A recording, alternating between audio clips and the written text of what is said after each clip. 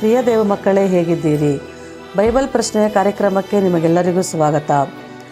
ಈ ಬೈಬಲ್ ಪ್ರಶ್ನೆಯ ಕಾರ್ಯಕ್ರಮವು ನಿಮಗೆ ಆಶೀರ್ವಾದವಾಗಿಯೂ ಪ್ರಯೋಜನವಾಗಿಯೂ ಇದೆ ಎಂದು ನಾನು ಕ್ರಿಸ್ತನಲ್ಲಿ ಬಲವಾಗಿ ನಂಬುವವಳಾಗಿದ್ದೇನೆ. ಇನ್ನೂ ಹೆಚ್ಚಿನ ಪ್ರಶ್ನೆಗಳನ್ನು ನಿಮ್ಮ ಮುಂದೆ ತರಲು ಬಹು ಸಂತೋಷವುಳ್ಳವಳಾಗಿದ್ದೇನೆ. ಇದೇ ರೀತಿ ನಿಮ್ಮ ಪ್ರೋತ್ಸಾಹ ಯಾವಾಗಲೂ ಇರಲಿ. ಹಾಗಾದರೆ ಈ ದಿನದ ಪ್ರಶ್ನೆಯನ್ನು ನೋಡಿಕೊಳ್ಳೋಣ.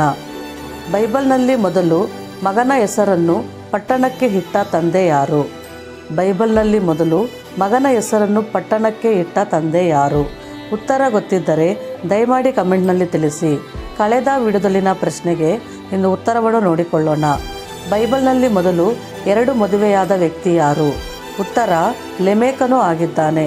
ಆದಿಕಾಂಡ 4ನೇ ಅಧ್ಯಾಯ 19ನೇ ವಚನ. ಉತ್ತರ ಇದೇ ಆಗಿದ್ದು, ಇದಕ್ಕೆ ಉತ್ತರಿಸಿದ ನಿಮ್ಮೆಲ್ಲರಿಗೂ ಧನ್ಯವಾದಗಳು. ಮುಂದಿನ ವಿಡಿಯೋದಲ್ಲಿ ಮತ್ತೊಂದು ಪ್ರಶ್ನೆಯೊಂದಿಗೆ ಭೇಟಿಯಾಗೋಣ. ಅಲ್ಲಿಯವರೆಗೂ ದೇವರ ಕೃಪೆಯು ನಿಮ್ಮೊಂದಿಗಿರಲಿ. ಆಮೇನ್.